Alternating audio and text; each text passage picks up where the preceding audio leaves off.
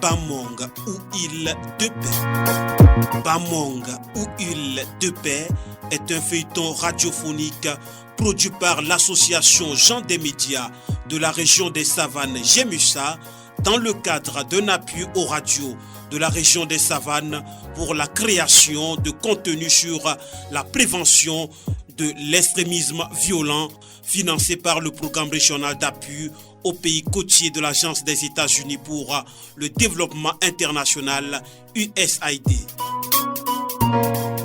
Bamong ou île de paix vise à renforcer la collaboration entre population et autorités, mais aussi l'inclusion des couches sociales minoritaires en vue d'influencer l'adoption des comportements positifs par les groupes vulnérables et les acteurs de développement local pour prévenir l'extrémisme violent. Bamong ou île de paix se veut un cadre d'échange et d'apprentissage pour contribuer à consolider la cohésion sociale et la paix dans la région des Savanes.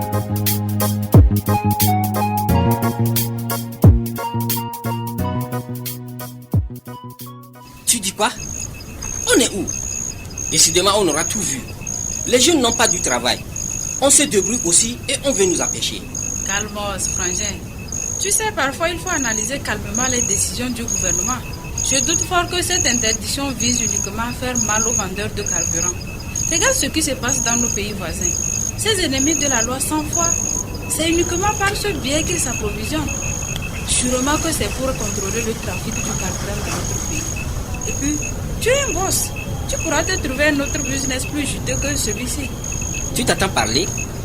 Tu connais le nombre de jeunes qui vivent de la vente de carburant sur le territoire?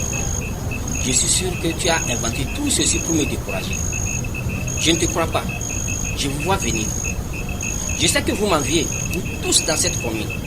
Je n'ai pas tué, je n'ai pas volé. Si c'est la vente de carburant, vous avez tiré à terre. Je ne vais jamais laisser tomber. Bien sûr que c'est une activité lucrative, mais tu oublies qu'il faut vivre en sécurité avant de chercher à manger. Devant les canons, aucun plat aussi délicieux soit-il ne trouvera de mangeur. Moi, je n'ai rien contre toi, grand frère. Je te donne juste une information. À toi de voir ce que tu fais de ça. Je n'ai rien contre toi.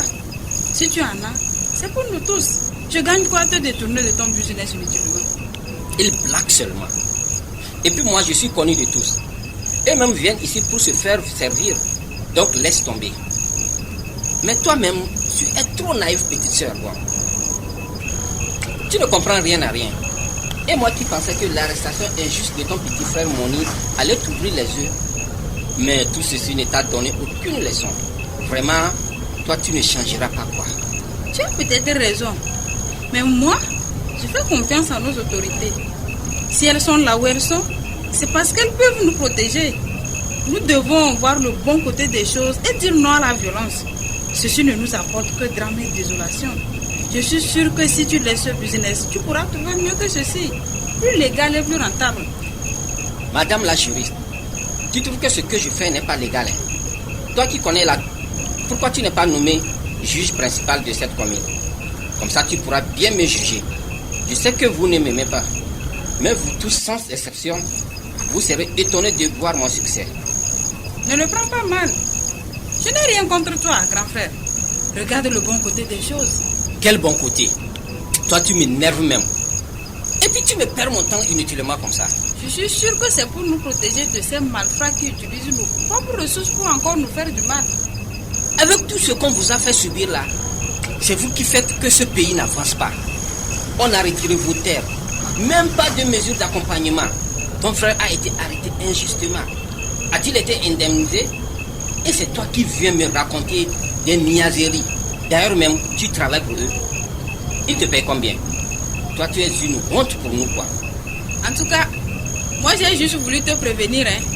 Parce qu'ils ont dit qu'ils vont faire des descentes sur le terrain pour arrêter tous ceux qui n'obéiraient pas à ce décret. S'ils veulent qu'ils fassent une descente en l'air, je m'en fous. Va leur dire que moi, Balboa, je refuse de cesser la vente de mon carburant. Je cherche mon argent. Celui qui me cherche me trouvera sur mon chemin. Vous m'énervez à la fin, là. Oh, désolé si je t'ai blessé. C'était pas mon intention. Hein. Ce qui est important, c'est mon argent. Je ne sais même pas pourquoi je perds mon temps à t'écouter.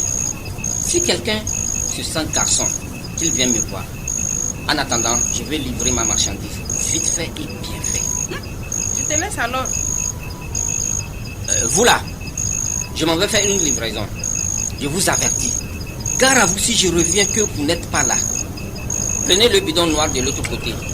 Transvasez dans les bouteilles de 1 litre qui restent sur l'étagère là. Ok? Oui, patron.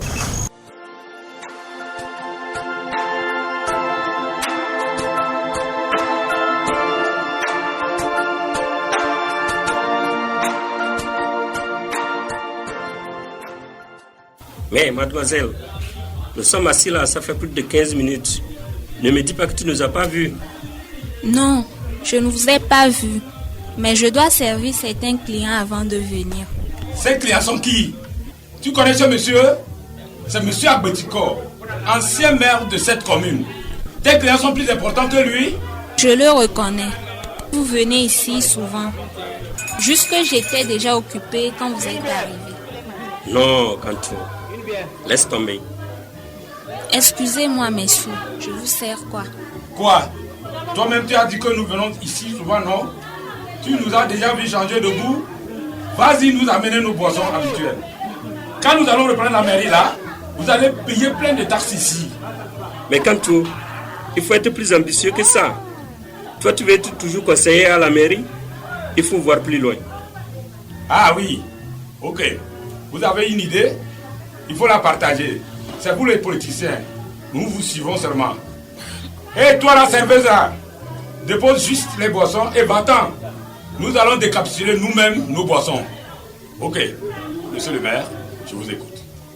Tu sais que pendant que j'étais maire, tu étais mon homme de main, prêt à tout pour me servir. Et je te remercie pour cette loyauté que tu as toujours fait montre à mon égard. C'est un plaisir de vous servir. Et aujourd'hui, je suis toujours disposé à vous rendre service si mes capacités me le permettent. Oui, justement. Tu te fais vieux, il y a des choses que tu ne peux plus faire. Je me souviens d'une époque où tu étais comme mon mercenaire personnel, prêt à créer des problèmes dans l'homme pour que moi je vienne en sauveur dans la journée les régler. Je vous assure, monsieur le maire, c'était une belle époque et nous gagnons beaucoup d'argent dans ces combines. Mais aujourd'hui, les jeunes qui sont à la tête de la commune jouent à la transparence, à la démocratie.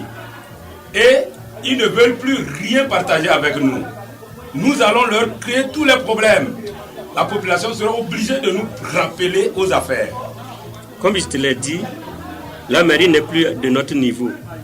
Il faut viser plus loin que ça. Ah oui, vous avez une idée? Bien sûr que j'ai une idée, mais j'hésite à te la partager. Mais pourquoi, monsieur le maire? Vous-même, vous l'avez dit, je vous ai toujours été loyal. Je n'ai jamais douté de ta loyauté, Kantou.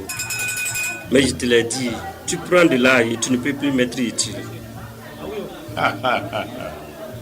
C'est vrai que je prends de l'âge, mais je reste le même dangereux Kantou que vous connaissiez.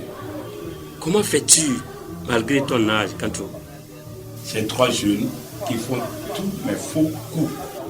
La dernière fois, vous avez appris que la gendarmerie a mis la main sur 3 jeunes pour braquage et pour la main armée, non? Non, ce n'est pas vrai. Ce sont tes éléments?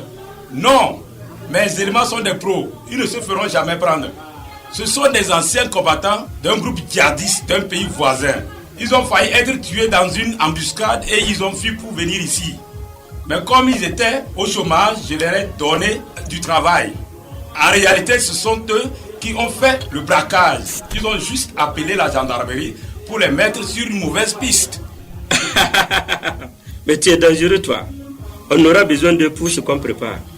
Mais en attendant de t'expliquer le plan, dis-moi, il semble que tu as participé à une réunion des jeunes aujourd'hui organisée par le jeune étudiant radié là. Comment s'appelle-t-il déjà? Lessou. Oui, Lessou. Il semble que le jeune est un fin orateur et il a réussi à mobiliser les jeunes pour sa cause. Oui, Lessou est un jeune très révolté pour tout ce qui lui est arrivé. Je lui fais croire que je partage cette conviction. Mais au fond, je veux le mettre avec mes mercenaires. Comme il est déjà révolté contre l'autorité, ça ne sera que chose facile. Moi, je veux qu'on l'utilise plutôt pour le projet politique que je prépare. Oui, mais c'est quoi ce projet politique? J'ambitionne de devenir député. Tu seras en deuxième position sur ma liste. Quand j'étais maire, toi-même tu as vu ce que nous avions gagné comme argent. Si tu travailles bien, il se peut qu'aux prochaines législatives, tu sièges au Parlement. Waouh, c'est génial comme idée. Mais ça, il faut amener la population à adhérer à nos idées. Comment on procède? Avec des jeunes et éventuellement les sous, vous allez faire semblant de créer des actes de vandalisme dans le canton. On fera croire que ce sont des terroristes. Comme ça, moi j'aurai des sujets pour la campagne et je m'y positionnerai comme la solution. C'est bien comme idée. Avec les temps qui courent, si tu veux attirer l'attention, il faut parler terrorisme, extrémisme violent et tout le monde t'écoute. Mais je doute un peu de Lessou. C'est vrai qu'il est révolté, mais il a aussi la tête dans certains principes. S'il ne veut pas travailler avec nous, on fera comment? Kanto, attendons de voir.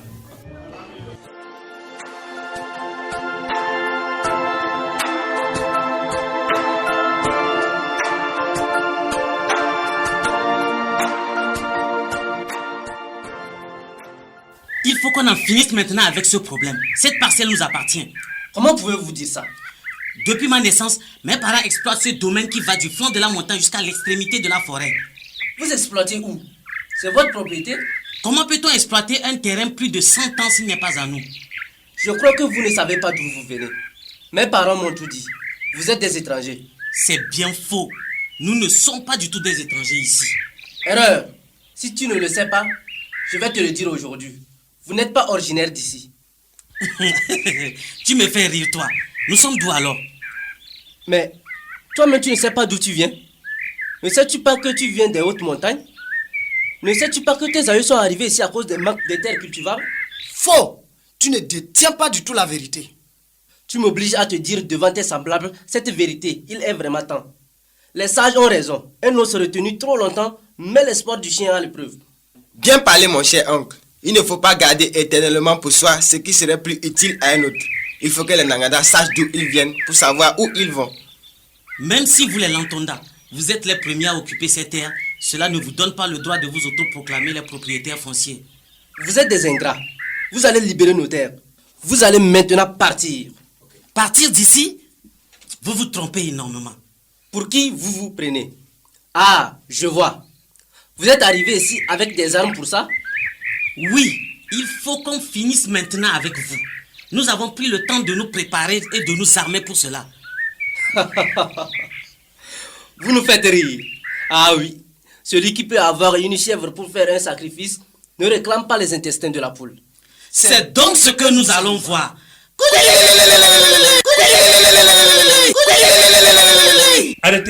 Arrêtez-moi ça. Jamais le sang ne coulera sur notre terre. Moi, le chef de terre, je dis non. Non à la violence. Je vous ordonne de déposer les armes. Merci, chef de terre. C'est bien que tu sois venu pour dire aux Nanganda que cette terre est la nôtre. Arrête. Qui s'est patienté boira le lait de la vache stérile. Ah oui, rien n'est impossible dans la vie pour peu que l'on sache se patienter. Que se passe-t-il encore entre vous, les Lantonda, et vous, les Nanganda? Décidément, vous voulez que toute la terre entière devienne votre propriété? Cette terre nous appartient. Non, c'est notre propriété. La terre n'appartient ni à l'un ni à l'autre. La terre appartient à Dieu. Eh oui. Et moi, le chef de terre de ce village, je suis l'homme le plus averti qui soit. Vous qui disputez cette terre-là, pouvez-vous me dire qui est le premier à habiter ici? Ce sont les Lantonda, c'est bien nous. Savez-vous comment vos aïeux ont vécu ensemble plusieurs décennies sans se battre, sans se disputer? Nos aïeux étaient des amis. Oui, tu le dis si bien. Ils étaient des amis, de très bons amis. Et pourquoi aujourd'hui vous ne vous entendez plus? L'amitié n'existe plus dans ce monde. Mais nous n'avons pas de problème. C'est eux qui ont oublié le bienfait de notre ancêtre. Mais quel bienfait? Ah oui, le jour de l'accouchement, il n'y a plus de honte. Vos aïeux, malheureusement, ne sont plus de ce monde pour vous le dire. Vos ancêtres se promenaient nus ici comme des singes, non? Ce n'est pas notre ancêtre qui les avait habillés contre le domaine qu'ils nous avaient cédé. Un boubou traditionnel contre tous ces hectares, c'est de la pure injustice. Une tricherie qui ne dit pas son nom. Si vous nous ramenez ce boubou, nous on quitte cette terre pour vous laisser seuls. Chose impossible. Le boubou n'existe plus. Ce qui veut dire, vous devrez enterrer votre hache de guerre. Pas question. Ils nous ont humiliés. Si vous n'êtes pas d'accord, battons-nous et nous verrons qui gagnera. Il n'est pas question de se battre ici. Voyons voir. Vous voyez, les ignames de l'aveugle se pilent en chantant. Nous serons obligés de passer à la cérémonie du poulet enterré. C'est l'ultime solution.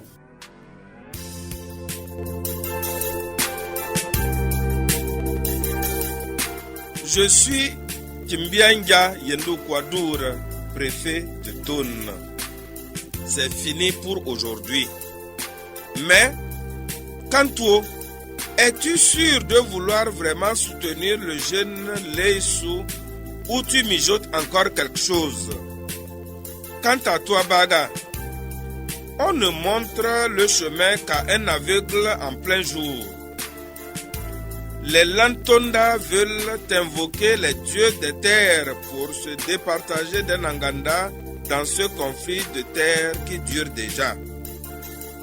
Les Nanganda accepteront-ils la proposition des Lantonda? On verra dans les prochains épisodes. Auditeurs, auditrices de Bamong et d'ailleurs, on est ensemble.